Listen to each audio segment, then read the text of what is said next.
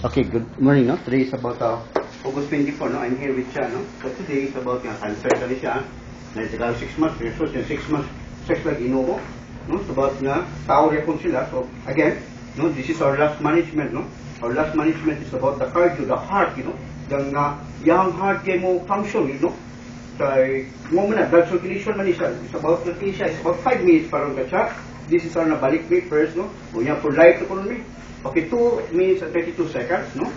So, here, so, di ka maligsan, no? Di ka maabugan, di ka mawala, no? 2 in 1 pa, tanong pa siya TV, siya, no?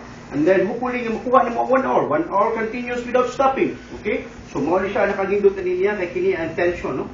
Na, dahil makiniksikan niya, mo siya gatunga firme sa bukid. So, no, for about 5 minutes. Okay, so, muna pinakalindot niyang exercises, the best na gid niya, no? See, I'm one designing this one. Okay, naglingkod na siya, no? So, bakit nung naglingkod siya, morning walk sa lakaw, no? Sa lakaw makakita kang friends, undang maka, o niya, that's not exercise na kuno, no? So, but this one is the continuous, man, ipasol, magandang himos, you know, diet and exercise, no? And together with this cancer nga, together with our prayer siya, no? So, niya, liyok tao, katabangan ko, ikaw, sakto na kayo siya, no? O, makakulong pag ito sa life sa tao, no? Kaya wala tao ganahan mamatay, no? And then, thank you kasi yung mga bata sa yung support, no? Without the support of the family, di man po nila ito makuha, no? Di man po nila makuha ito magic treatment. Ang iyong mga kwata po, support na kayo, and then, nakaputay ko ni Charles, about 20 years na po na ikuno siya wakaligos dagat, no? Yung hopefully nga, by September, no?